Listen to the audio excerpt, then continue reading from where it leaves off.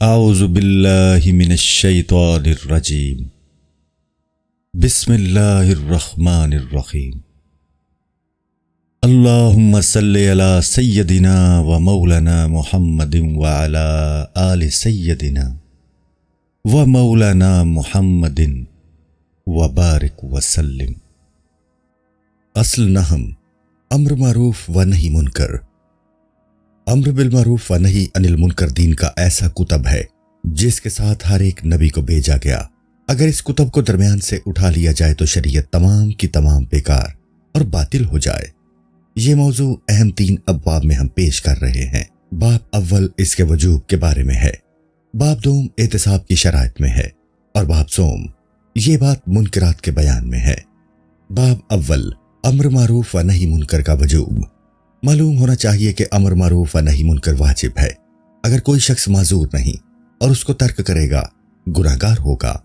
اللہ تعالیٰ کا ارشاد ہے، تم میں ایک ایسا کرو یعنی جماعت ہونا چاہیے جن کا کام یہ ہو کہ وہ لوگوں کو بھلائی کی طرف بلائیں، یعنی بھلائی کا حکم دیں اور برائی سے باز رکھیں۔ سورہ آل عمران۔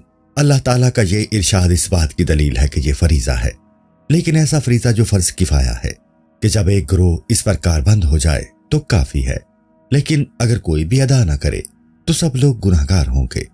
اللہ تعالیٰ کا ایک اور ارشاد ہے، وہ لوگ ہیں جو زمین پر اقتدار حاصل کر لیتے ہیں تو وہ نماز قائم کرتے ہیں اور زکوٰۃ ادا کرتے ہیں، نیک کاموں کا حکم دیتے ہیں اور برائی سے منع کرتے ہیں۔ اس حکم میں اللہ تعالیٰ نے نماز اور زکوٰۃ کو ایک ساتھ شامل کیا ہے اور اہل دین کی اس طرح صفت بیان کی ہے۔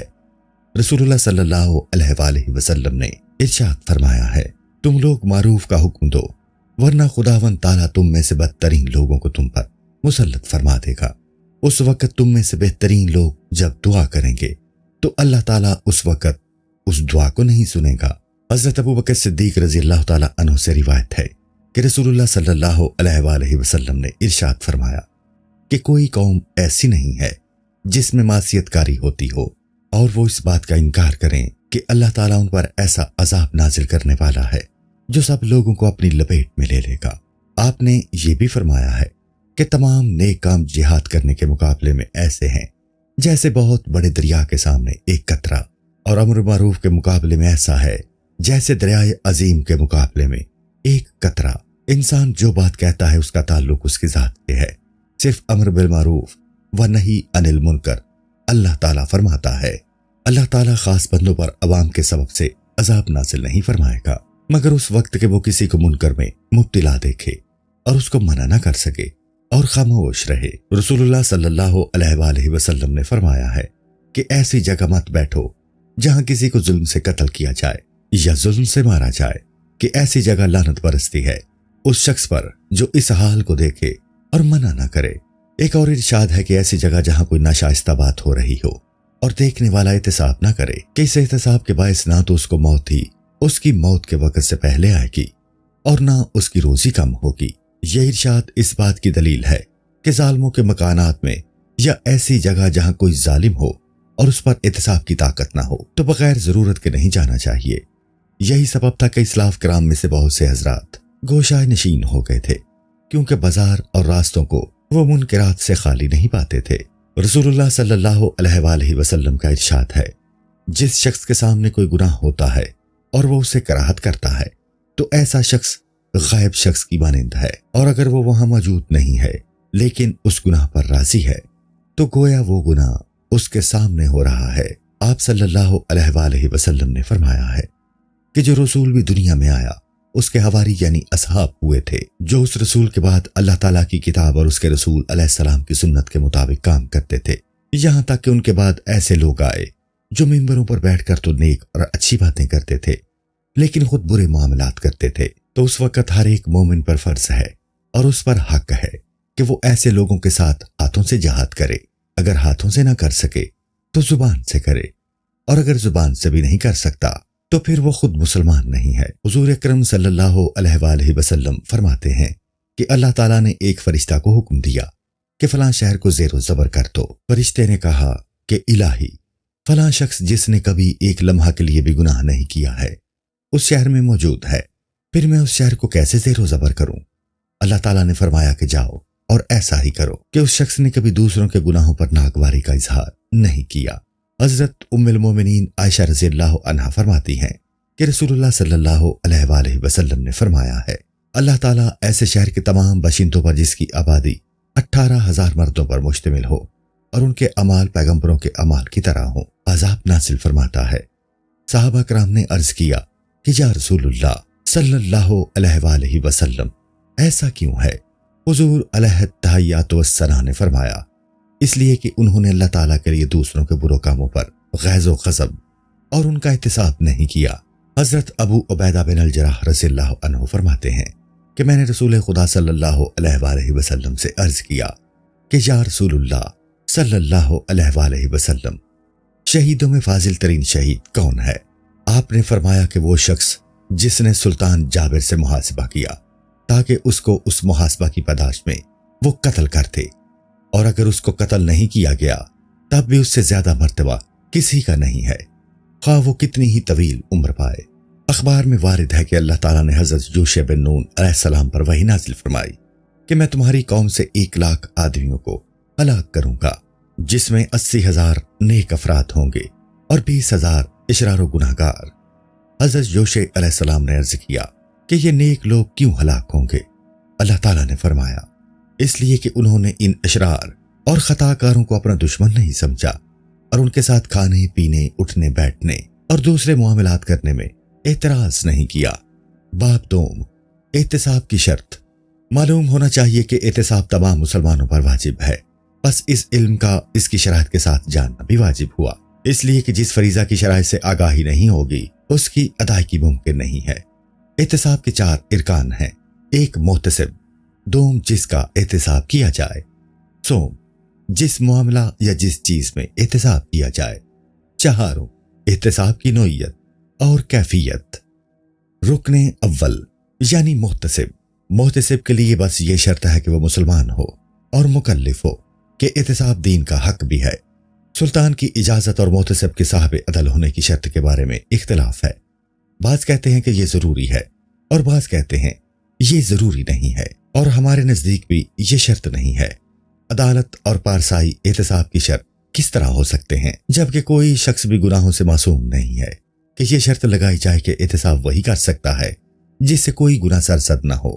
بس اگر احتساب ہم اس وقت کر سکتے ہیں کہ ہم سے کوئی گناہ نہ ہو تو اس صورت میں ہم ہرگز احتساب نہیں کر سکتے۔ حسن بصری رحمۃ اللہ علیہ سے لوگوں نے کہا کہ فلاں شخص کہتا ہے کہ جب تک خود کو پاک نہ کر لو مخلوق کو نیکی کی دعوت مت دو۔ آپ نے جواب میں فرمایا کہ شیطان کو سوائے اس کے اور کسی چیز کی آرزو نہیں ہے کہ یہ بات وہ ہمارے دل میں جاگزیں کرتے تاکہ محاسبہ کا دروازہ بند ہو جائے۔ بس اس سلسلہ میں حقیقی بات یہ ہے کہ محاسبہ یا احتساب 2 طرح کا ہے، ایک واضح و نصیحت جس کی توضیح و تشریح یہ ہے کہ ایک شخص کہتا ہے کہ یہ کام مت کرو اور خود اسی کام کو کرتا ہے، تو بجز اس کے اور کیا فائدہ ہوگا کہ لوگ اس کا مذاق اڑائیں گے اور اس کا واز اثر نہیں کرے گا کہ ایسا محاسبہ فاسق کے لیے مناسب نہیں ہے، بلکہ ممکن ہے کہ بات اور خراب ہو جائے۔ جب محتسب یا واعظ یہ جانتا ہے کہ اس کی بات نہیں سنے گا اور اس کا مذاق اڑائیں گے، جس سے واعظ کی رونق اور اس کا بھرم برباد ہوگا اور شریعت کا وقار لوگوں کی نظروں میں گر جائے گا۔ یہی وجہ ہے کہ ایسے دانشوروں کی نصیحت جو خود فسق میں مبتلا ہوتے ہیں مخلوق کے لیے ضرر رساں ہے اور وہ لوگ اور جری ہو جائیں گے۔ رسول اکرم صلی اللہ علیہ وآلہ وسلم نے اس موقع پر فرمایا کہ شب معراج میں میرا گزر ایسے لوگوں پر ہوا کہ ان کے لب آگ کے ناخن تراش سے کاٹے جا رہے تھے۔ میں نے دریافت کیا کہ تم کون لوگ ہو؟ تو انہوں نے کہا ہم وہ لوگ ہیں کہ دوسروں کو خیر کا حکم دیتے تھے اور خود اس پر عمل نہیں کرتے تھے، دوسروں کو شر سے منع کرتے تھے اور خود اس سے باز نہیں رہتے تھے۔ حضرت عیسیٰ علیہ السلام پر وحی نازل ہوئی کہ اے ابن مریم، پہلے خود کو نصیحت کرو، جب تم اس کو قبول کر لو تب دوسروں کو نصیحت کرو، ورنہ مجھ سے شرم کرو۔ احتساب کی دوسری صورت یہ ہے کہ وہ ہاتھ اور قوت سے ہو، جیسے شراب رکھی ہوئی دیکھے تو اس کو گرا دے یا چنگو رباب کو توڑ ڈالے، اور اگر کوئی جھگڑا کرنے لگے تو اپنی قوت سے اس فاسق کو روکے اور منع کرے۔ ایسا کرنا روا ہے۔ ہر شخص پر 2 باتیں واجب ہیں، اول یہ کہ نہ خود کرے نہ دوسروں کو کرنے دے، اگر نہ کرے تو اس کو دوسرا کیوں کرے۔ اسی طرح ریشمی کپڑے پہن کر کون احتساب کرے اور دوسرے کے ریشمی لباس کو اس کے جسم سے اتارے۔ خود شراب پیتا ہے اور دوسروں کی شراب بہا دے تو ایسا کرنا نہایت ہی بری بات ہے۔ تو اس کا جواب یہ ہے کہ زشت اور چیز ہے اور باطل اور چیز ہے۔ یہ بات اس لیے زشت ہے کہ اس نے اس سے مہم کو ترک کر دیا، اس لیے برا اور زشت نہیں ہے کہ ایسا نہیں کرنا چاہیے تھا۔ مثلا اگر کوئی شخص روزہ رکھتا ہے اور نماز نہیں پڑھتا تو یہ بات زشت ہے کہ اس نے ایک مہم تر بات کو ترک کر دیا، یعنی نماز کو۔ اس سے یہ مقصود نہیں ہے کہ روزہ رکھنا باطل و بیکار ہے، بلکہ قائل کا اس قول سے مقصود یہ ہے کہ چونکہ نماز روزہ سے مہم تر ہے، اس طرح کرنا کہنے سے زیادہ مہم تر ہے، لیکن ہیں یہ دونوں واجب، ایک دوسرے کے ساتھ مشروط نہیں ہے کہ اس کو اس کے بدلہ میں ادا کر دیا۔ جیسے مثال کے طور پر کہا جائے کہ شراب نوشی سے منع کرنا، کیا اس پر اس لیے واجب ہے کہ وہ خود نہیں پیتا ہے، اور جب وہ خود پی لے تو یہ واجب اس کے ذمہ سے ساقط ہو جائے گا؟ یہ محال ہے۔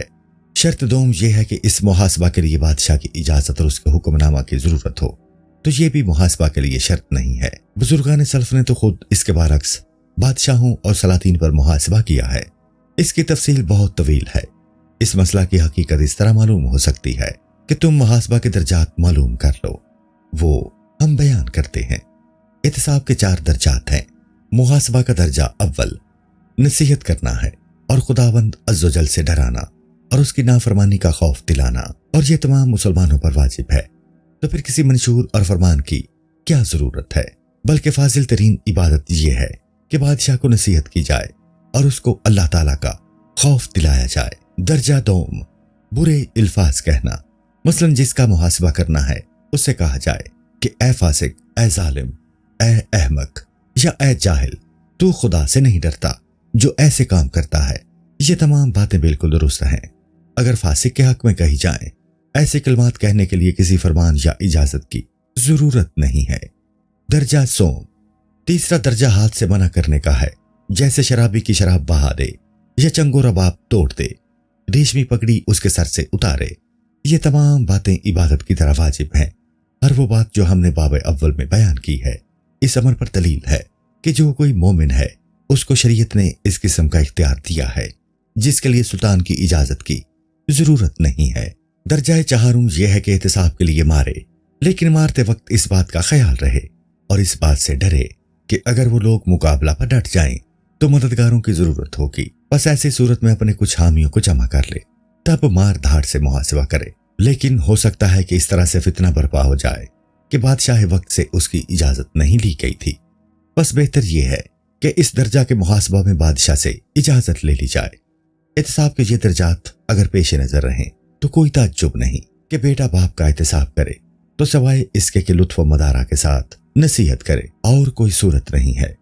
حسن بصری رحمۃ اللہ تعالی علیہ فرماتے ہیں کہ باپ کو نصیحت کرے تو جب باپ غصہ کرے تو خاموش ہو جائے، لیکن باپ سے سخت بات کہنا مناسب نہیں ہے، مارنے کا سوال ہی پیدا نہیں ہوتا۔ اسی طرح قتل کرنا خواہ وہ کافر ہی کیوں نہ ہو، اگر بیٹا جلاد بھی ہے تو کوڑے نہیں مارنے چاہیے کہ یہی زیادہ مناسب ہے۔ ہاں، اس کی شراب پھینک دے، ریشمی کپڑے پھاڑ ڈالے، یا کوئی چیز اس نے حرام ذریعہ سے حاصل کی ہے تو اسے لے کر اس کے مالک کو پہنچا دے، چاندی کے پیالے توڑ دے اور دیوار پر جو تصویریں بنی ہیں ان کو بگاڑ دے، اور اس طرح اور باتیں ہیں۔ یہ تمام باتیں بیٹے کے لیے روا ہیں، خواہ اس صورت میں باپ کتنا ہی غصہ کیوں نہ کرے کہ ایسا کرنا حق ہے، اور اس کے جواب میں باپ کا غصہ کرنا باطل ہے۔ ایسا کرنا باپ کے نفس پر تصرف کرنا نہیں ہے، البتہ مارنا اور برا کہنا نفس پدر پر تصرف میں داخل ہے۔ اگر کوئی شخص یہ کہے کہ باپ ایسی باتوں سے بہت رنجیدہ ہوگا لہٰذا نہ کرے۔ حسن بصری رحمۃ اللہ علیہ فرماتے ہیں کہ احتساب سے اگر باپ غصہ ہو تو محتسب بیٹا خاموش ہو جائے اور واض و نصیحت سے باز رہے۔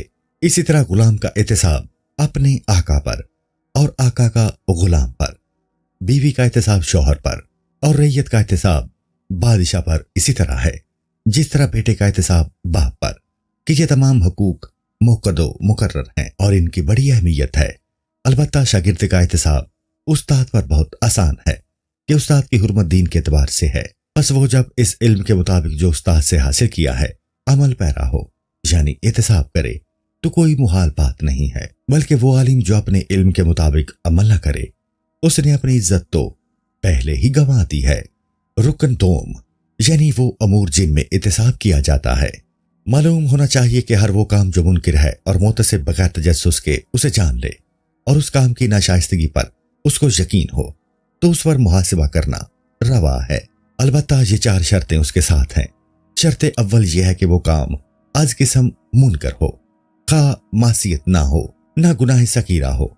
जैसे किसी दीवाने या बच्चे को देखे कि वो किसी जानवर के साथ सोहबत कर रहा है तो मना करना चाहिए, अगरचे इस फेल को गुनाह नहीं कह सकते कि ये दोनों मुकल्लिफ नहीं, दीवाना और बच्चा।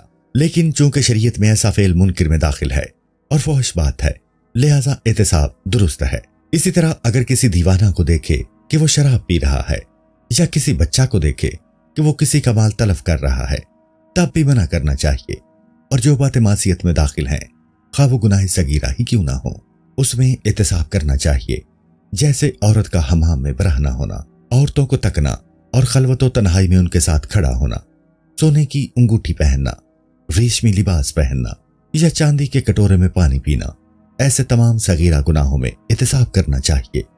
शर्त दूसरी शर्त यह है कि मासियत फिलहाल पाई जाती हो, लेकिन अगर कोई शख्स शराब पी चुका है बस उसको सिर्फ नसीहत करे, एहतिसाब करके उसको दुख नहीं पहुंचाना चाहिए। उस पर हद लगाना सिर्फ सुल्तान वक्त का काम है। इसी तरह अगर किसी शख्स का इरादा हो कि आज रात में शराब पीऊंगा तो उसको रंजीदा नहीं करना चाहिए। हाँ, नसीहत जरूर करे कि शराब मत पियो। मुमकिन है कि इस नसीहत के बाद वो शराब न पिए और जब वो ये कह दे कि अच्छा मैं नहीं पीऊंगा तो फिर उसकी तरफ से गुमाने बात ना करे। हाँ, अगर कोई जवान खलवत में औरत के साथ बैठे तो उसका एहतिसाब करना रवा है, कबल इसके कि वो वहां से फरार हो जाए कि ऐसी खलवत खुद एक मासियत है।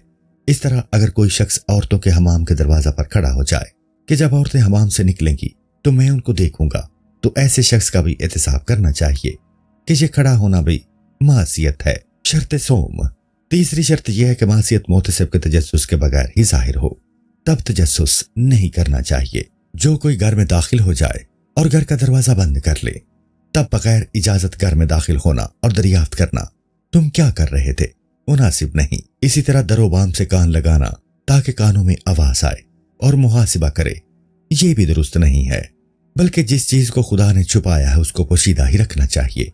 मगर जब आवाज बाहर तक पहुंचे और मस्तों का शोरगुल तो बाहर तक पहुंचता है, इस वक्त बगैर इजाजत घर में दाखिल होकर एहतिसाब करना दुरुस्त है। अगर कोई फासिक अपने दामन के नीचे कोई चीज छुपाए हुए है और बहुत मुमकिन है कि वो शराब हो, तो उसे ये नहीं कहना चाहिए कि दिखाओ तुम्हारे दामन के नीचे क्या है, ये तजस्सुस होगा। हो सकता है कि वो शराब ना हो और मोतसिब ने बगैर देखे ही ये गुमान कर लिया हो कि शराब होगी। हाँ, अगर शराब की बदबू आती हो तो फिर रवा है कि उसको लेकर फेंक दे, या उसके पास बड़ा बरब्त है और बारीक कपड़ा पहने है जिससे वो नुमाया हो रहा है तो फिर छीन कर फेंक देना रवा है। बहुत मुमकिन है कि जेर दामन और कोई चीज हो तो फिर उसको नादीदा ही समझना चाहिए, जैसा कि हजरत उमर रज़ियल्लाहु ताला अन्हु के इस वाकया में है कि आप एक छत पर चढ़ गए और इधर उधर देखा तो एक शख्स को एक औरत और शराब के साथ बैठा हुआ पाया वाला मामला हो। हमने इस वाकया को तफसील से हुकूक सोहबत के बाब में बयान किया है और ये वाकया बहुत मशहूर है। हजरत उमर रज़ियल्लाहु अन्हु एक रोज मिंबर पर तशरीफ फरमा थे तो आपने साहबा कराम रिज़वानुल्लाहि अलैहिम अजमाइन से फरमाया कि बताइए आप इस मामला में क्या कहते हैं, अगर इमाम वक्त अपनी आंखों से कोई मुनकर देखे तो क्या रवा है कि वो उस पर हद जारी करे। कुछ साहब ने फरमाया कि हद जारी करना दुरुस्त है, लेकिन हजरत अली रज़ियल्लाहु ताला अन्हु ने फरमाया कि अल्लाह ताला ने उसको 2 आदिल गवाहों के साथ मुक़य्यद व मशरूत किया है, सिर्फ एक शख्स काफी नहीं। और ये रवा नहीं होगा कि इमाम तन्हा अपने इल्म की बिना पर उस पर हद जारी कर दे, बल्कि इसका छुपाना वाजिब है। शर्त चौथी शर्त यह है कि मालूम हो कि हकीकत में ये बात नारिवा है, गुमान और इज्तिहाद से नहीं बल्कि यकीन से। बस शाफी मसलक के शख्स के लिए यह बात रवा नहीं है कि वो हनफी मसलक पर इस मसला में इतराज करे कि बगैर वली के निकाह जायज है, या हनफी ने बगैर वली के निकाह कर दिया या किसी ने हक के शुफा हासिल कर लिया। हाँ, अगर कोई शाफी मसलक का पैरव बगैर वली के निकाह करते, उस मजलिस के खुरमे खाए यानी उस मजलिस में मौजूद हो, तो उसके लिए रवा नहीं है। उसको मना करना रवा है कि वो जिस मजहब का मुकल्लद है उसके साहिब यानी बानी मसले के खिलाफ अमल करना किसी शख्स के नजदीक रवा नहीं है। एक जमायत फुकाह की राय है कि शराब नोशी, जनाकारी या किसी ऐसे फेल पर एहतिसाब करना रवा है, جس کی حرمت پر سب کا اتفاق ہے، یعنی مصالح اربع متفق ہیں اور اس پر یقین ہو، نہ کہ اپنے اجتہاد سے کام لیا ہو، کہ تمام فقہا کا اس پر اتفاق ہے کہ جو کوئی اپنے اجتہاد یا اپنے صاحب مذہب کے اجتہاد کے خلاف کرتا ہے وہ عاصی ہے، اور یہ بات حقیقت میں حرام ہے۔ جیسے اپنے اجتہاد سے قبلہ کی سمت متعین کرے اور پھر اس سمت نماز ادا کرے جس سے حقیقت میں سمت قبلہ کی طرف پشت ہوتی ہے، تو ایسے اجتہاد سے وہ گناہگار ہو جائے گا۔ خواہ دوسرا شخص یہ خیال کرے کہ وہ راہ ثواب پر ہے، اس کا عمل درست ہے، اور کوئی شخص یہ کہتا ہے کہ جو شخص جس فقہی مذہب کو چاہے اختیار کر لے روا ہے، تو یہ کہنا بالکل لغو اور بیہودہ بات ہے، قابل اعتماد نہیں ہے، بلکہ ہر عالم شخص اس بات کا مکلف ہے کہ اپنے ظن و گمان کے مطابق کام کرے، اور جب اس کا ظن و گمان یہ ہو کہ مثلا امام شافعی دوسرے ائمہ فقہ سے عالم تر ہیں، یعنی اس باب میں امام شافعی کا اجتہاد سب سے بہتر ہے، تو یہ جانتے ہوئے ان کی مخالفت کا عذر سوائے ہوائے نفس کے اور کچھ نہ ہوگا۔ لیکن جو شخص عقائد میں مبتدا یعنی بدعت کا بانی ہو، مثلا حق تعالیٰ کے جسم کا قائل ہو کہ حق تعالیٰ جسم رکھتا ہے، یا قرآن کو مخلوق کہتا ہے اور دیدار الہی کا قیامت میں منکر ہے، تو ایسے شخص پر احتساب کرنا لازم ہے۔ امام ابو حنیفہ اور امام مالک رضی اللہ عنہما احتساب نہ کریں کہ ایسا مذہب تجسیم الہی کے قائل یعنی مبتدا رکھنے والے کی خطا یقینی ہے، لیکن فقہ کے مسائل میں مجتہد کی خطا بال یقین معلوم نہیں۔ البتہ بد عقیدہ شخص پر ایسی بستی میں احتساب کرنا چاہیے جہاں مبتدا لوگ کم ہوں اور اہل سنت و جماعت کی کثرت ہو، اور جب ایسی دو جماعتیں موجود ہوں کہ تم ان پر احتساب کرو گے تو وہ تم پر احتساب کریں گے اور فتنہ و فساد برپا ہوگا، تو ایسے احتساب میں سلطان وقت کی اعانت ضروری ہے۔ رکن سوم، یہ تیسرا رکن اس شخص کے باب میں ہے جس پر احتساب واقع ہوتا ہے۔ اس کی شرط یہ ہے کہ وہ شخص مکلف ہو اور اس کا فعل معصیت کا سبب بنتا ہو، اور اس کی بزرگی بھی مانے احتساب نہ ہو، جس طرح کسی کا باپ ہو کہ اس کی بزرگی تنبیہ، تدیب اور اہانت سے فرزند کو مانے ہے۔ ہاں وہ دیوانے اور غیر مکلف لڑکے کو منع کر سکتا ہے، لیکن اس کو احتساب نہیں کہا جائے گا، بلکہ اگر ایک جانور کو دیکھا کہ مسلمانوں کا اناج کھا رہا ہے تو اس کو روکنا درست ہے تاکہ مسلمانوں کے مال کا تحفظ ہو، لیکن ایسا کرنا اس پر واجب نہیں ہے، البتہ اس صورت میں کہ یہ روکنا آسان ہو اور اس سے خود اس کو کسی مصرت کا اندیشہ نہ ہو، تب مسلمانوں کے حق میں اتنا کام کرنا واجب ہے۔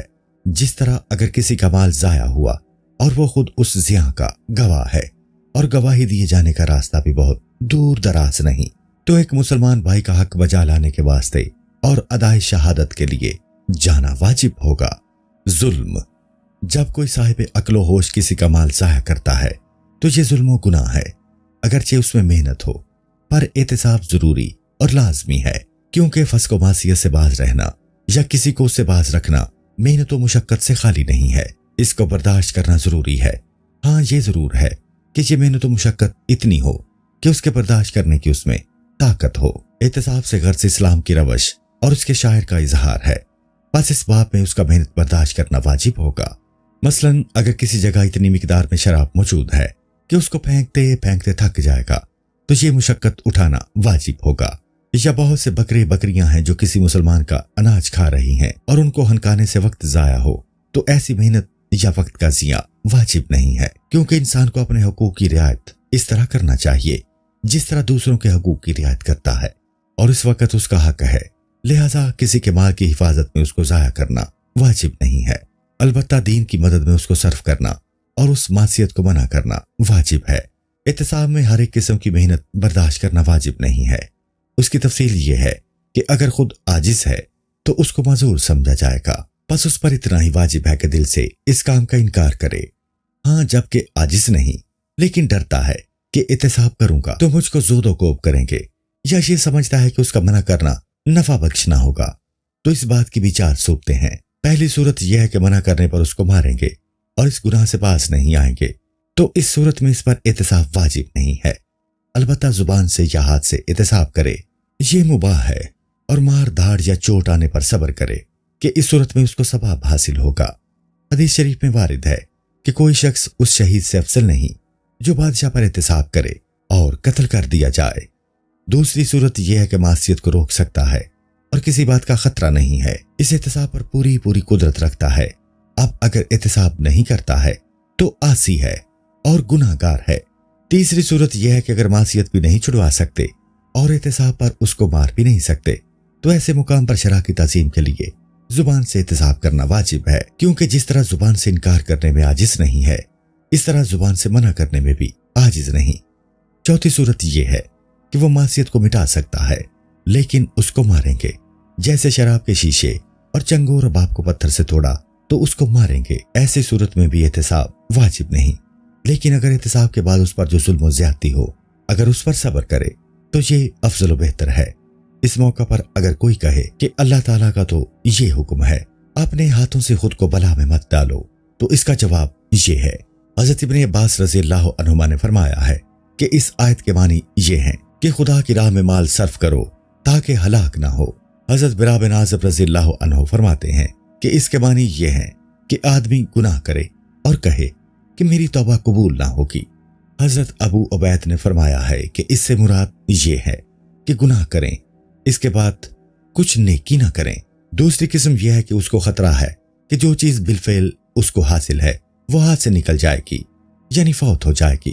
مثلا اگر احتساب کرے گا تو اس کا مال چھین لیا جائے گا یا اس کا گھر ویران کر دیں گے یا بدن کی سلامتی باقی نہ رہے گی، اس کو ماریں گے یا اس کی جاہ و عزت میں فرق آئے گا، اس کو سرے براہنہ بازار میں لے جائیں گے، خواہ اس کو نہ ماریں۔ ان تمام باتوں میں بھی وہ احتساب سے معذور ہوگا۔ ہاں اگر کسی ایسی بات کا خوف ہو جو مروت میں خلل انداز نہ ہو لیکن شان و شوکت میں رخنہ انداز ہو، جیسے اس کو پکڑ کر بازار میں پیادہ پا لے جائیں گے اور پرتکلف لباس نہ پہننے دیں یا اس کے سامنے سخت بات چیت کریں، نرمی سے گفتگو نہ کریں، تو ان تمام باتوں میں جاہ طلبی کا خیال ہے، ایسے اسباب کی بنا پر معذور نہ ہوگا، کیونکہ خود شریعت میں ایسے کاموں پر مداومت اور مواظبت ناصبہ ہے، لیکن حفظ مروت شریعت میں مطلوب ہے۔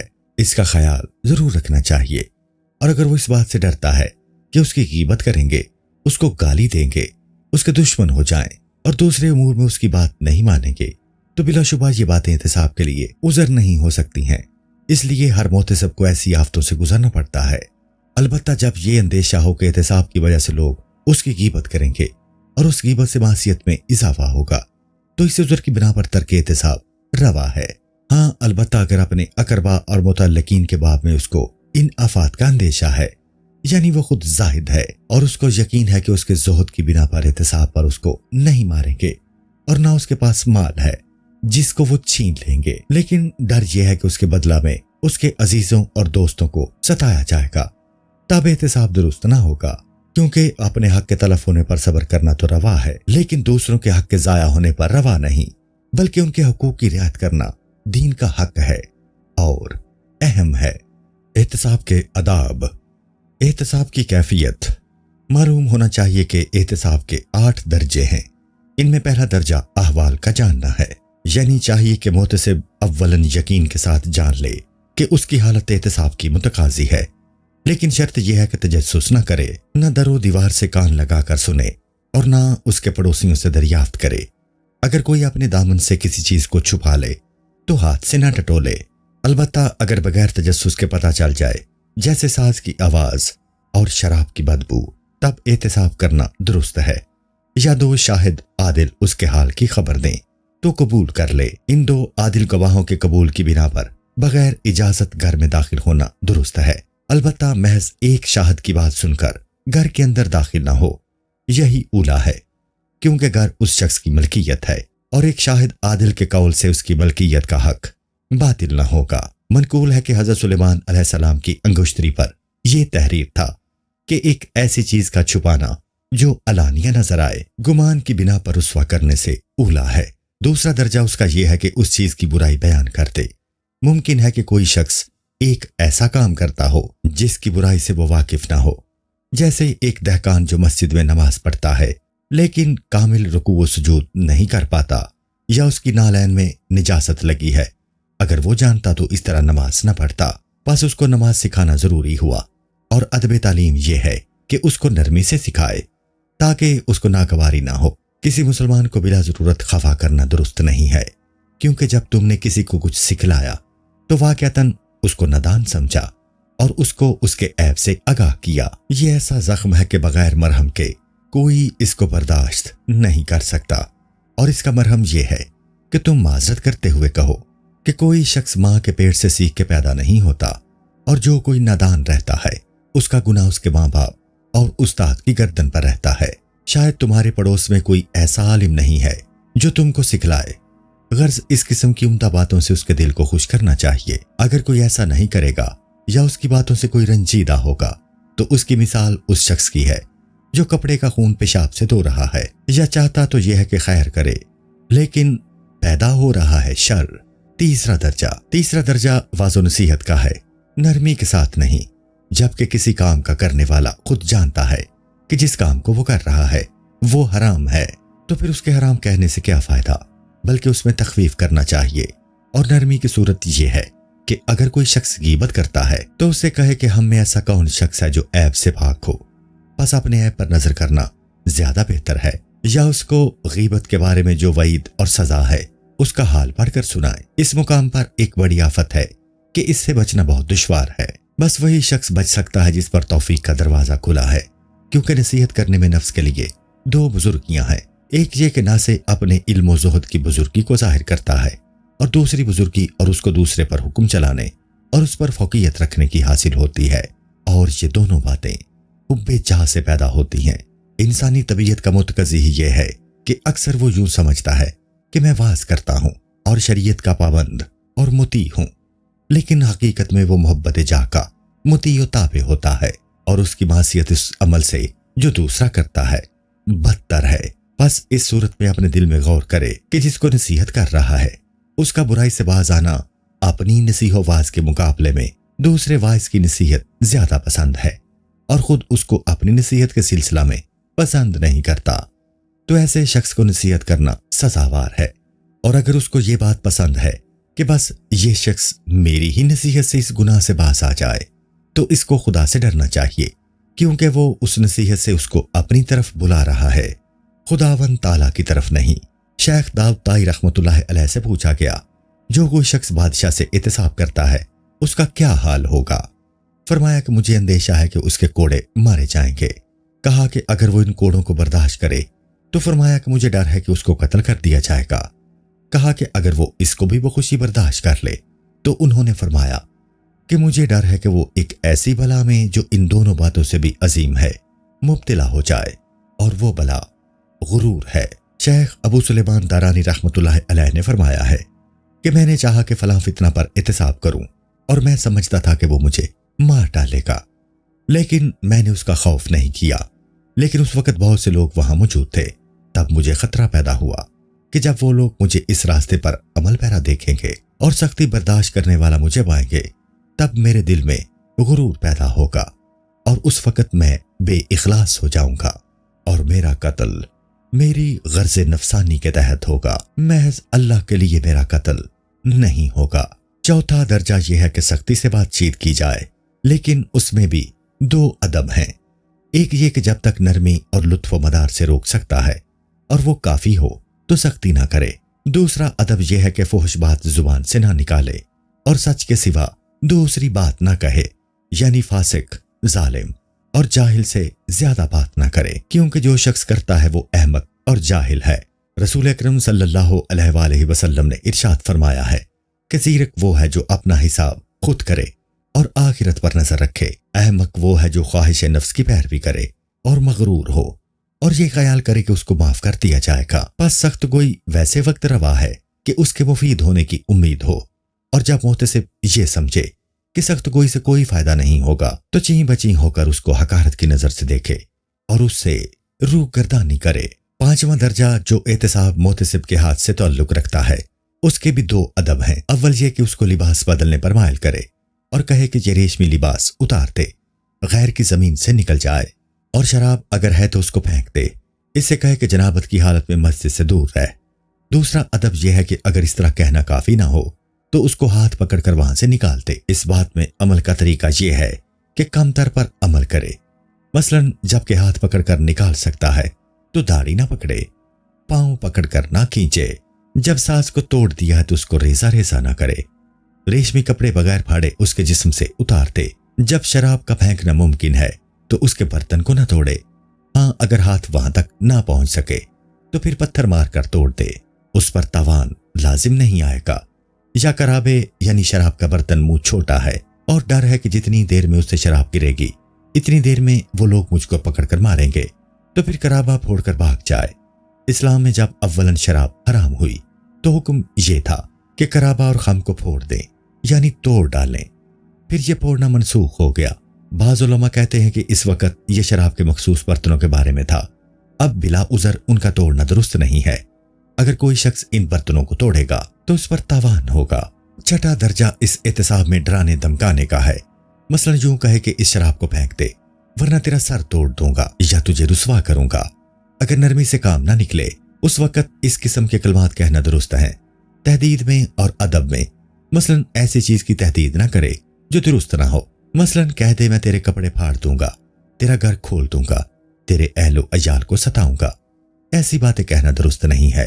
دوسرا ادب یہ ہے کہ تہدید میں وہی بات کہے جو کر سکتا ہے تاکہ دروغ کوئی لازم نہ آئے، مثلا یوں نہ کہے کہ تیری گردن مار دوں گا، سولی پر چڑھا دوں گا۔ البتہ ہر اس اور خوف کی خاطر ایسے کلمات اگر کہے اور تہدید میں مبالغہ کرے تو مصلحتاً جائز ہے، جس طرح دو شخصوں میں صلح کرانے کی خاطر دروغ مصلحت امیز درست اور روا ہے۔ ساتواں درجہ یہ ہے کہ ہاتھ پاؤں اور لکڑی سے مارے، یہ بات بوقت حاجت بقدر حاجت درست ہے، یعنی اگر کوئی بغیر مار کھائے معصیت سے دستبردار نہیں ہو رہا ہے تو جب اس کو باندھ دیا تو اب مارنا درست نہیں ہوگا۔ معصیت کے بعد سزا دینے کو تعزیر اور حد کہتے ہیں، اور تعزیر کرنا اور حد جاری کرنا سلطان وقت کا کام ہے۔ اور ادب اس سلسلہ میں یہ ہے کہ اگر ہاتھ سے مارنا کافی ہو سکتا ہے تو لکڑی سے نہ مارے اور ضربات منہ پر نہ مارے، اور اگر یہ کافی نہ ہو تو تلوار کھینچ کر اس کو ڈرائے۔ اگر محتسب اور اس شخص کے درمیان دریا حائل ہو تو تیر کمان پر رکھ کر کہے اگر تو اس کام سے باز نہیں آئے گا تو یہ تیر تیرے مار دوں گا، اگر نہ مانے تو اس پر تیر چلانا جائز ہے، لیکن تیر ران یا پنڈلی پر مارے، نازک جگہوں پر نہ مارے۔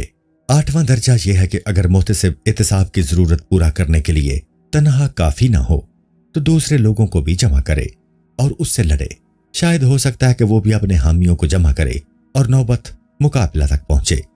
علماء اس سلسلے میں کہتے ہیں کہ جب ایسی صورت درپیش ہو تو حکم شاہی کے بغیر ایسا مقابل درست نہیں ہے، کیونکہ اس سے فتنہ برپا ہوگا اور فساد واقع ہوگا۔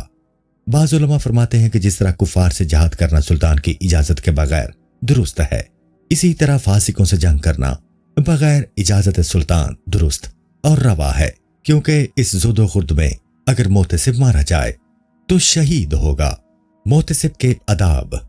محتسب کے اندر 3 خصلتوں کا ہونا ضروری ہے: علم، زہد اور حسن اخلاق، کیونکہ اگر اس کو علم نہیں ہے یعنی وہ عالم نہیں ہے تو برے اور بھلے کام میں تمیز نہیں کر سکے گا، اور اگر اس میں زہد نہیں ہے تو اگر برے بھلے میں علم کے باعث تمیز تو کر سکے گا، لیکن اس کا کام غرض نفسانی سے خالی نہیں ہوگا، اور جب اس میں حسن خلق نہیں ہوگا تو لوگ اس پر سختی کریں گے تو وہ غصہ میں قوت خدا قبول جائے گا اور حد میں نہیں رہے گا، اور اس کا ہر ایک کام نفس کے ماتحت ہوگا، حقانیت سے دور رہے گا، بس اس صورت میں اس کا احتساب خود ایک معصیت بن جائے گا۔ اسی بنا پر حضرت علی رضی اللہ تعالی عنہ نے جب ایک بار ایک کافر کو پچھاڑا اور اس کو قتل کر دینا چاہا تو اس کافر نے آپ کے منہ پر تھوک دیا، آپ نے فوراً اس کو چھوڑ دیا۔ جب اس نے سبب دریافت کیا تو آپ نے فرمایا کہ مجھے غصہ آ گیا تھا، تب میں ڈرا کہ یہ قتل کہیں فسق کے واسطے نہ ہو، غصہ کے باعث یہ قتل نفس کی غرض سے متعلق ہو گیا، خالصتاً للہ نہ رہا۔ اسی طرح حضرت عمر رضی اللہ تعالی عنہ نے ایک شخص کے درے مارے، اس نے آپ کو گالیاں دی تو آپ نے مارنا فوراً روک دیا۔ اس نے پوچھا کہ آپ نے مارنا کیوں چھوڑ دیا؟ آپ نے فرمایا کہ اب تک تو میں تجھے خدا کے واسطے مار رہا تھا، اب تو نے مجھے گالیاں دی، تو اگر میں تجھے ماروں تو نفس کے تحت مارنا ہوگا۔ اسی وجہ سے رسول اکرم صلی اللہ علیہ وآلہ وسلم نے فرمایا ہے کہ احتساب وہی کرے کہ جس چیز میں امر نہیں کر رہا ہے اس میں حلیم ہو اور نرمی کرنے والا ہو۔ حضرت حسن بصری رحمۃ اللہ علیہ فرماتے ہیں کہ جس کام کے کرنے کا حکم دے رہے ہو ضروری ہے کہ اول تم خود اس پر عالم ہو، یہ بات شرط احتساب نہیں بلکہ منجملہ آداب احتساب ہے۔ رسول اکرم صلی اللہ علیہ وآلہ وسلم سے دریافت کیا گیا کہ کیا ہم اس وقت تک امر بالمعروف اور نہیں انل منکر نہ کریں جب تک خود اس کو نہ بچا لائیں۔ حضور علیہ التحیات والثناء نے فرمایا ایسا نہیں ہے، اگر تم سے سب ادا نہ ہو تب بھی احتساب کو ترک نہ کرو۔ احتساب کے آداب میں سے یہ ہے کہ محتسب صابر رہے اور اس راہ میں رنج و محنت کو برداشت کرے۔ حق تعالیٰ کا ارشاد ہے بس جو کوئی محنت پر صبر نہیں کر سکتا اس سے احتساب نہیں ہو سکتا۔ احتساب کے ضروری آداب میں سے یہ بھی ہے کہ طمع کم رکھتا ہو اور علائق میں کم سے کم گرفتار ہو، کیونکہ جہاں طمع کا دخل ہوگا وہاں احتساب نہیں ہو سکے گا۔ منقول ہے کہ ایک شخص ایک قصاب سے بلی کے لیے مفت میں چچڑے لیا کرتا تھا۔ اس نے قصاب کی ایک دن ایک بیجا حرکت دیکھی تو سب سے پہلے وہ شخص گھر آیا اور بلی کو نکال باہر کیا، پھر قصاب کے پاس آیا اور اس پر احتساب کیا۔ قصاب نے کہا اچھا اب آئندہ تم مجھ سے چچڑے مانگنا۔ اس شخص نے جواب دیا کہ میں نے اس سے پہلے ہی بلی کو گھر سے نکال دیا ہے، تب تم پر احتساب کرنے آیا ہوں۔ اگر کوئی شخص یہ بات چاہتا ہے کہ لوگ اس سے محبت کریں، اس کی تعریف کریں اور اس سے رضامند رہیں تو ایسا شخص احتساب نہیں کر سکے گا۔ حضرت کعب الاخبار نے شیخ ابو مسلم خولانی سے دریافت کیا کہ لوگوں کا تمہارے ساتھ رویہ کیا ہے؟ انہوں نے کہا کہ ان کا برتاؤ میرے ساتھ اچھا ہے۔ تو انہوں نے کہا کہ توریت میں مذکور ہے کہ جو شخص احتساب کرے گا وہ اپنی قوم میں ذلیل و خوار ہوگا۔ یہ سن کر انہوں نے کہا کہ توریت کی یہ بات سچی اور درست ہے اور ابو مسلم نے جو کچھ کہا وہ جھوٹ ہے۔ معلوم ہونا چاہیے کہ احتساب کی اصل یہ ہے کہ محتسب اس عاصی کے لیے جو معصیت کر رہا ہے دل سوز رہے اور شفقت کی نظر سے اس کو دیکھے اور اس کو اس طرح منع کرے جس طرح اپنے فرزند کو منع کرتے ہیں، اور اس کے ساتھ نرمی سے پیش آئے۔ منقول ہے کہ کسی شخص نے مامون الرشید پر احتساب کیا اور اس سے سختی کے ساتھ گفتگو کی تو مامون الرشید نے کہا کہ اے جوان مرد، حق تعالیٰ نے تجھ سے بہتر شخص کو مجھ سے بدتر شخص کے پاس جب بھیجا تو اس کو حکم دیا کہ اس سے نرمی سے بات کرو، یعنی حضرت موسیٰ اور ہارون علیہ السلام کو جو تجھ سے بہتر تھے، فرعون جو مجھ سے بدتر تھا کے پاس جب بھیجا تو فرمایا تم دونوں نرمی سے بات کرنا، شاید وہ تمہاری بات قبول کرے۔ بس احتساب کرنے والے کو چاہیے کہ اس معاملہ میں حضور اکرم صلی اللہ علیہ وآلہ وسلم کی پیروی کرے کہ جب ایک جوان حضرت سرور کونین صلی اللہ علیہ وآلہ وسلم کی خدمت میں حاضر ہوا تو اس نے عرض کیا کہ یا رسول اللہ صلی اللہ علیہ وآلہ وسلم، مجھے زنا کی اجازت دیجیے۔ یہ سنتے ہی تمام صحابہ کرام بگڑ گئے اور شور کرنے لگے اور مارنا چاہا تو حضور اکرم صلی اللہ علیہ وآلہ وسلم نے فرمایا اس کو مت مارو، پھر اس کو اپنے پاس بلا کر بٹھایا اور فرمایا اے جوان مرد، کیا تجھے پسند ہے کہ کوئی شخص تیری ماں سے ایسا فعل کرے؟ اس نے کہا کہ میں اس کو کس طرح روا رکھ سکتا ہوں؟ تو حضور صلی اللہ علیہ وآلہ وسلم نے فرمایا کہ پھر دوسرے لوگ تیرے بارے میں اس کو کس طرح روا رکھ سکتے ہیں؟ پھر آپ نے دریافت کیا کہ تیری بیٹی سے اگر ایسا کام کریں تو اس کو پسند کرے گا کہ نہیں؟ آپ نے فرمایا کہ تیری بہن سے اگر کوئی ایسی ناشائستہ حرکت کرے یا پھر یہی خالہ سے۔ اسی طرح آپ نے ایک ایک رشتہ کے بارے میں سوال فرمایا اور وہ کہتا رہا مجھے پسند نہیں اور لوگ بھی رضامند نہیں۔ تب حضور اکرم صلی اللہ علیہ وآلہ وسلم نے اس کے سینہ پر ہاتھ رکھ کر فرمایا الہی اس کے دل کو پاک فرما دے اور اس کی شرمگاہ کو بچا لے اور اس کا گناہ بخش دے۔ اس کے بعد وہ شخص حضور صلی اللہ علیہ وآلہ وسلم کی خدمت سے جدا ہوا، پھر تمام عمر زنا سے بیزار رہا۔ حضرت فضیل بن عیاض رحمۃ اللہ علیہ سے کسی نے کہا کہ سفیان بن عینہ رحمۃ اللہ تعالی علیہ شاہی خلعت قبول کرتے ہیں، تو آپ نے فرمایا بیت المال میں اس کا حق ہے، لیکن خلوت و تنہائی میں ان سے ملے اور ان پر عتاب کیا اور ان کو ملامت کی۔ تب سفیان نے کہا کہ اے ابو علی، ہم اگر صلح میں داخل نہیں ہیں لیکن صلح سے ہم کو محبت ہے۔ شیخ سلط بن اسیم اپنے شاگردوں کے ساتھ بیٹھے ہوئے تھے، ان کے سامنے سے ایک شخص گزرا، اس کی ازار زمین پر گھسٹ رہی تھی۔ ازار لمبی اور دراز تھی، جیسے عرب کے مغروروں کا دستور ہے کہ ان کی ازار دراز ہوتی تھی۔ شرع میں اس کی ممانعت ہے۔ شاگردوں نے چاہا کہ اس پر سختی کریں، لیکن انہوں نے اپنے شاگردوں کو جھڑکنے سے منع کر دیا اور کہا کہ میں اس کی تدبیر کرتا ہوں۔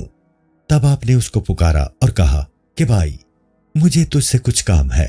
اس نے کہا کہ کیا کام ہے؟ آپ نے فرمایا کہ اپنا تہبند یعنی ازار اونچا کر لو۔ اس نے کہا بہت خوب، یہ کہہ کر آزار اونچا کر لیا۔ تب انہوں نے اپنے شاگردوں سے کہا کہ اگر میں اسے سختی سے کہتا یا اس کو گالی دیتا تو یہ ہرگز قبول نہیں کرتا۔ منقول ہے کہ ایک شخص ایک عورت کو زبردستی پکڑے ہوئے تھا اور اس کے ہاتھ میں چھری تھی۔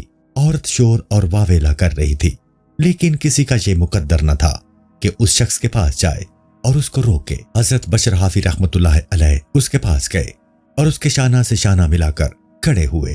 وہ شخص بے ہوش ہو کر گر پڑا اور اس کا جسم پسینہ پسینہ ہو گیا اور عورت اس کے ہاتھ سے نکل گئی۔ جب کچھ دیر کے بعد اس کو ہوش آیا تو لوگوں نے دریافت کیا کہ تجھ پر کیا گزری؟ اس نے کہا کہ بس میں اتنا جانتا ہوں کہ ایک شخص میرے پاس آیا اور اپنا بدن میرے بدن سے ملا کر آہستہ سے کہا کہ اللہ دیکھ رہا ہے کہ تو کہاں ہے اور کیا کر رہا ہے۔ اس بات کی ہیبت سے میں بے ہوش ہو کر گر پڑا۔ لوگوں نے کہا کہ وہ بشر حافی رحمت اللہ علیہ تھے۔ اس نے کہا کہ میں اس قدر شرمسار ہوں کہ اب میں ان کا دیدار بھی نہیں کر سکتا۔ اسی وقت اس شخص کو بخار آ گیا اور ایک ہفتہ ہی میں وہ مر گیا۔ باب سوم، وہ منکرات جو لوگوں پر عام طور پر غالب ہیں۔ معلوم ہونا چاہیے کہ اس زمانہ یعنی چوتھی اور 5ویں صدی ہجری میں تمام دنیا برے کاموں سے بھری پڑی ہے۔ خلق کو ان کی اصلاح کی امید نہیں کہ چونکہ وہ سب باتوں کے ترک پر قادر نہیں ہے، لہٰذا اس چیز کو بھی ترک نہیں کرتے جس کا چھوڑنا ممکن ہے۔ یہ حال تو ان کا ہے جو دیندار ہیں، اور اہل غفلت کی حالت یہ ہے کہ وہ ضلالت کے کاموں پر راضی ہیں۔ جاننا چاہیے کہ یہ بات کسی طرح روا نہیں کہ جس کے مٹانے اور ترک کرنے پر تم قادر ہو اس پر خاموش رہو۔ ہم اس سلسلہ میں اس کی ہر جنس کے بارے میں اشارہ کریں گے اور بتلائیں گے، تفصیل سے نہیں کہ تمام منکرات کا بیان کرنا ممکن نہیں ہے، اور ان منکرات میں سے بعض کا تعلق مساجد سے ہے، بعض کا بازار اور بعض کا تعلق راستوں سے ہے۔ مساجد کے منکرات، یوں سمجھو کہ ایک شخص نے نماز پڑھی لیکن رکوع و سجود تعدیل سے ادا نہیں کیے، یا قرآن پاک پڑھا لیکن گانے کی دھن میں، یا قرآن پاک پڑھنے میں اس سے غلطی ہو، یا کئی مؤذن مل کر اذان دیں یا بہت زیادہ لہن سے اس کو ادا کریں کہ اس کے بارے میں ممانعت آئی ہے۔ حی علی الصلاح، حی علی الفلاح کہتے وقت تمام جسم کو قبلہ کی طرف سے موڑ لیں۔ ان منکرات میں سے یہ بھی ہے کہ خطیب اب ریشمی لباس پہنتا ہے اور سنہری تلوار رکھتا ہے۔ یہ دونوں باتیں حرام ہیں۔ منکرات مساجد میں یہ بھی ہے کہ لوگ مسجد میں جمع ہوں اور اشعار یعنی آشکانہ پڑھیں، یا قصہ گوئی کریں، یا تعویذ فروخت کریں، یا اور کوئی چیزیں بیچیں جس کے باعث بچے، دیوانے اور بدمست لوگ مسجد میں آ کر شور و غوغا کریں اور اہل مسجد کو ان سے اذیت ہو۔ ہاں، اگر بچہ اندر آ کر خاموش رہے یا دیوانہ سے کسی کو اذیت نہ پہنچے اور وہ مسجد کو ناپاک نہیں کرتا ہے، تب ان کا آنا روا ہے۔ اگر کوئی بچہ مسجد میں آ کر کبھی کبھار بازی میں مشغول ہو جائے تو اس صورت میں منع کرنا واجب نہیں ہے کہ مدینہ کی مسجد یعنی مسجد نبوی میں حبشیوں نے شمشیر و سپر کے کرتب دکھائے تھے اور حضرت عائشہ رضی اللہ عنہا نے اس کو دیکھا تھا۔ البتہ اگر اس کو بازی کا بنا لیں تو منع کرنا واجب ہے۔ اگر کوئی وہاں بیٹھ کر کچھ سیے یا کتابت کرے تو اس صورت میں کہ اس سے خلق خدا کو تکلیف و اذیت نہ ہو تو روا ہے، لیکن اگر ان کاموں کے لیے دکان بنا لے تو یہ مکروہ ہے، یعنی ایسا کام مسجد میں نہ کرے جس سے اس کام کے کرنے کا غلبہ ظاہر ہو۔ متعدد بار بیٹھ کر ہمیشہ حکم یا قبالہ نویسی کرنا کبھی کبھار بیٹھ کر وہاں حکم دے سکتا ہے کہ رسول خدا صلی اللہ علیہ وآلہ وسلم نے بھی گاہ گاہ وہاں تشریف فرما ہو کر حکم دیا ہے، لیکن صرف اس مقصد کے لیے آپ مسجد میں بطور دوام تشریف فرما نہیں ہوتے تھے۔ اسی طرح دھوبیوں کا مسجد میں کپڑے دھو کر خشک کرنے کے لیے پھیلانا، یا رنگ ریزوں کا کپڑوں کا رنگ کر کر پھیلانا اور خشک کرنا، یہ تمام کام برے ہیں۔ بلکہ جو لوگ مسجد میں بیٹھ کر ادھر ادھر کی باتیں جو احادیث معتبرہ سے نہ ہوں اگر کریں تو ان لوگوں کو وہاں سے نکال دینا روا ہے کہ بزرگان سلف نے ایسا ہی کیا ہے۔ اسی طرح وہ لوگ جو بنے ٹھنے رہتے ہیں اور شہوت کا ان پر غلبہ رہتا ہے، مزہ گفتگو کرتے ہیں، گاتے ہیں، ان کے مجمع پر جوان عورتیں جمع ہوتی ہیں، تو یہ سب گناہ کبیرہ ہیں۔ مسجد تو مسجد باہر بھی مناسب نہیں ہے۔ وائز ایسا شخص ہونا چاہیے کہ اس کا ظاہر بھی صلاحیت سے آراستہ ہو، دینداروں کا لباس پہنے، اور یہ بات کسی حال میں بھی درست نہیں کہ جوان عورتیں مردوں کے ساتھ مل کر بیٹھیں اور ان کے درمیان کوئی چیز حائل نہ ہو۔ بلکہ حضرت عائشہ رضی اللہ عنہا نے اپنے زمانہ میں عورتوں کو مسجد میں آنے سے منع فرمایا تھا، حالانکہ حضور اکرم صلی اللہ علیہ وآلہ وسلم کے عہد مسعود میں آتی تھیں۔ چنانچہ حضرت عائشہ صدیقہ رضی اللہ تعالی عنہا نے فرمایا کہ اگر حضرت صلی اللہ علیہ وآلہ وسلم اس زمانہ کا حال ملاحظہ فرماتے تو ضرور منع فرماتے۔ منکرات مسجد میں سے یہ بھی ہے کہ مسجد میں کچہری لگائی جائے، یا وہاں روپیہ پیسہ تقسیم کیا جائے، یا دیہاتیوں کے معاملات اور حساب چکائیں، یا اس کو تماشا گاہ بنائیں، وہاں غیبت اور بیہودہ گوئی میں مشغول ہوں۔ یہ سب کام بیجا اور مسجد کے تقدس کے خلاف ہیں۔ بازار کے منکرات یہ ہیں کہ خریدار سے جھوٹ بولا جائے، مال کا عیب چھپائیں، ترازو درست، اوزان اور گز صحیح نہ رکھیں، مال میں دغا کریں، عید کے دن بچوں کے لیے چنگ اور سرنگیاں بنا کر بیچیں، کاٹ کی تلواریں اور سپر بنا کر عید نوروز میں فروخت کریں، یا جشن صدا ماہ بہمن کی 12 تاریخ ایرانی یہ جشن مناتے ہیں میں مٹی کے بغل بنا کر فروخت کریں، یا مردوں کے لیے کبا اور ریشمی ٹوپیاں بنا کر بیچیں، یا رفو کیا ہوا کپڑا یا دھلا کپڑا جو استعمال شدہ ہو اس کو تیار کر کے فروخت کریں، غرض کے ہر وہ چیز جس میں غل اور فریب ہو۔ اسی طرح روپہلی، سنہری انگوٹھیاں، بخوردان، مجمرہ، دوات اور برتن سونے چاندی کے، یہ سب چیزیں فروخت کرنا منع ہے، اور بعض ان میں سے حرام ہے، ان کا استعمال حرام ہے، اور بعض مکروہ ہیں۔ جانوروں کی تصویریں بنانا اور بیچنا حرام ہے، اور جو چیزیں جشن صدا اور نوروز میں فروخت کرتے ہیں، یعنی لکڑی کی ڈھال اور تلوار اور مٹی کا بغل، یہ چیزیں فی نفسہا تو حرام نہیں ہیں، بلکہ چونکہ اس سے آتش پرستوں کا طریقہ اور شعار ظاہر ہوتا ہے اس لیے یہ حرام ہے، کیونکہ شرع کے خلاف ہے۔ پس نوروز کی وجہ سے بازاروں کا سجانا یا اس کی مٹھائی بنانا اور اس دن کے لحاظ سے دوسرے الغرض مسلمان کو روا ہے کہ کافروں کی صف پر حملہ کر دے اور ان سے لڑے یہاں تک کہ اس کو قتل کر دیا جائے، اگرچہ خود کو ہلاکت میں ڈالنا ہے لیکن فائدے سے خالی نہیں ہے کہ اس صورت میں بھی کسی کو قتل کرے گا اور کافر دل شکستہ ہوں گے اور کہیں گے کہ دیکھو مسلمان کیسے جھوٹ اور دلاور ہوتے ہیں، اس سے ثواب حاصل ہوگا۔ کوئی نابینا یا کمزور شخص ان کافروں کی صفت پر اس طرح حملہ کرتے تو درست نہیں کہ اس صورت میں بے فائدہ خود کو ہلاک کرنا ہے، یہی اس آیت کا مفہوم ہے۔ اسی طرح اگر ایسا موقع ہے کہ احتساب کرے گا تو اس کو ستائیں گے یا مار ڈالیں گے اور معصیت سے دستبردار نہیں ہوں گے اور اپنی گمراہی پر سختی سے کاربند رہیں گے کہ اس سے فاسقوں کے دل نہیں گھبراتے اور ان میں سے کسی کو خیر کی توفیق نہیں ہوتی، تو ایسا احتساب بھی واجب نہیں، کیونکہ بے فائدہ مشقت اٹھانے سے کیا حاصل۔ اس قاعدہ میں 2 اشکال ہیں، ایک یہ کہ شاید اس کا یہ ہراس اور خوف بدگمانی یا نامردی کے باعث ہو، یا یہ صورت ہو کہ وہ مار دھاڑ سے تو نہیں ڈرتا لیکن اس کے جاہ و جلال یا قرابتوں کے تعلق سے ڈرتا ہے۔ اس میں پہلے اشکال کی وضاحت تو یہ ہے کہ اگر اس بات کا ظن غالب ہے کہ اس کو ماریں گے تب تو وہ معذور ہے، اور اگر مار کھانے کا ظن غالب نہیں ہے بلکہ صرف احتمال ہے تو ہمیشہ موجود رہتا ہے۔ پس اگر مارنے کا شک موجود ہے تو احتساب بالیقین واجب ہے اور شک سے رفع نہ ہوگا۔ اس کو یوں بھی کہہ سکتے ہیں کہ احتساب ایسے مقام میں واجب ہوگا جہاں سلامتی کا ظن غالب ہو۔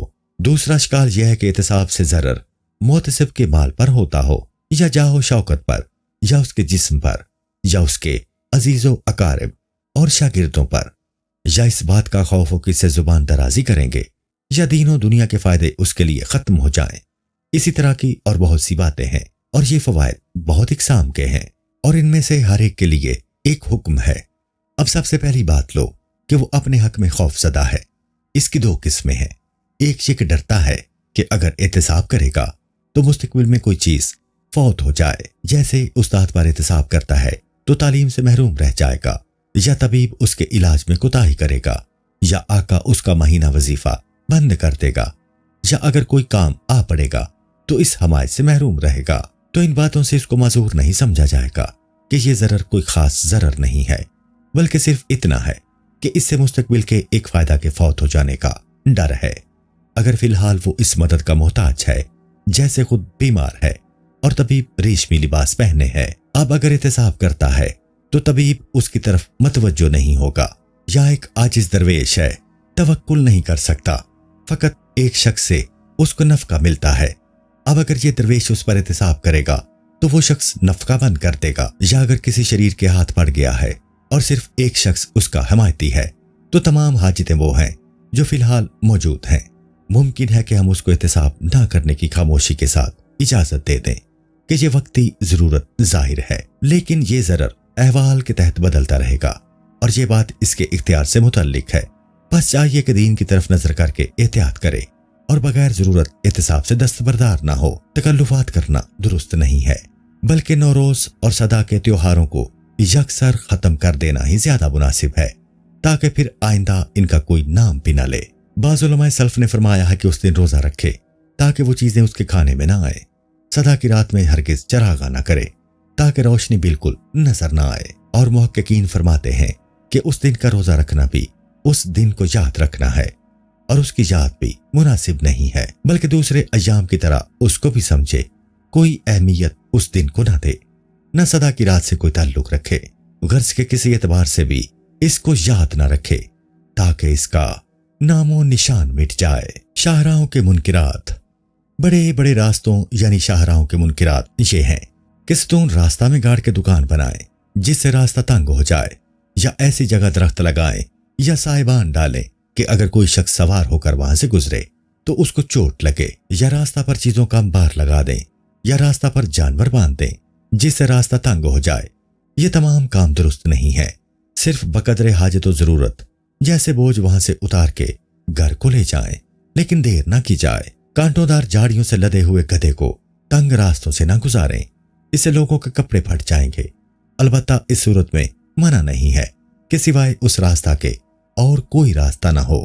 اس صورت میں حاجت و ضرورت کے اعتبار سے روا ہوگا۔ جانور کی طاقت سے زیادہ بوجھ اس پر بار نہ کریں۔ اسی طرح کسائی کا راستہ میں بکروں کو ذبح کرنا اور کاٹنا درست نہیں ہے کہ راہگیروں کے کپڑے خراب ہوں گے، بلکہ اس جگہ دکان ہی میں بنانا چاہیے۔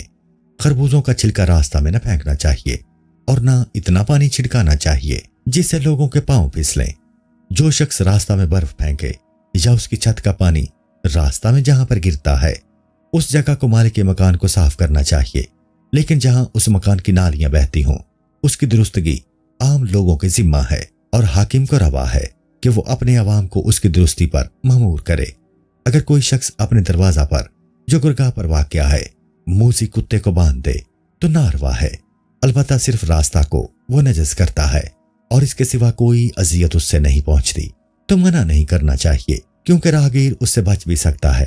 اگر کتا راستہ میں سو جائے جس سے راستہ تنگ ہو جائے تو یہ مناسب نہیں کہ اس طرح کتے کا مالک اگر راستہ پر آ کر بیٹھ جائے تو اس کو منع کرنا چاہیے۔ حمام کی برائیاں۔ حمام کی برائیاں یہ ہے کہ ناف سے زانوں تک ستر عورت نہ کرے۔ ناف سے زانوں تک جسم کو ننگا کرنا یا لوگوں کے سامنے کھڑا ہو کر رانوں کو رگڑے اور میل دور کرے، بلکہ لنگی کے اندر ہاتھ ڈال کر اگر ران کو پکڑے گا اور ملے گا تب بھی درست نہیں کہ رگڑنا بھی چھونے کا مانند ہے۔ جانوروں کی تصویریں بھی حمام میں بنانا درست نہیں، برا ہے، بلکہ ان کو مٹا دینا چاہیے یا وہاں سے نکل جائے۔ اس پر واجب ہے۔ امام شافعی کے مذہب میں نجس ہاتھ، تسلا، تشت وغیرہ جو پلید ہے اس کو آب اندک میں یعنی آب قلیل ڈالنا منع ہے، لیکن امام مالک کے مذہب میں روا اور درست ہے۔ پانی کا بیکار خرچ کرنا بھی منکرات میں سے ہے۔ اس کے علاوہ چند اور بری باتیں ہیں جن کو ہم کتاب طہارت میں بیان کر چکے ہیں۔ مہمانی کی برائیاں۔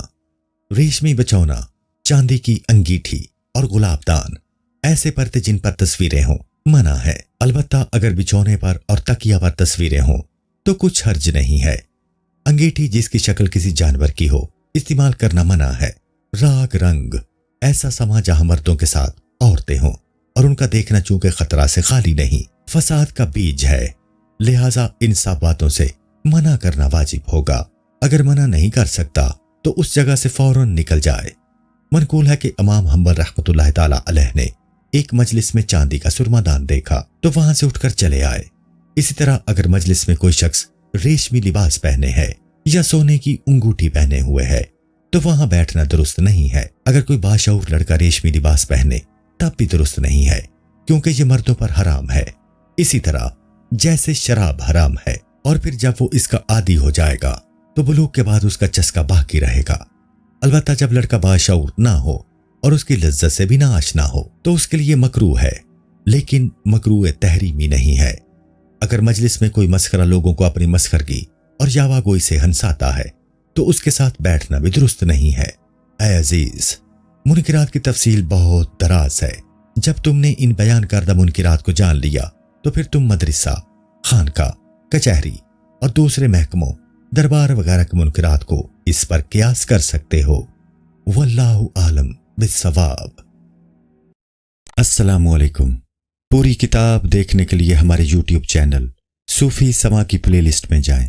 یہاں آپ کو مختلف بزرگوں کی کتابیں ملیں گی، اور جو کتاب پوری نہ ہوئی اس پر کام تیزی سے ہو رہا ہے اور ریگولر بیسس پر اپلوڈ ہوتی رہتی ہیں۔ آپ سے گزارش ہے کہ آپ ہمارے یوٹیوب چینل کو سبسکرائب کر لیں اور بیل نوٹیفیکیشن پر کلک کر لیں تاکہ ہماری آنے والی کتابیں آپ کو ملتی رہیں۔ جزاک اللہ خیر۔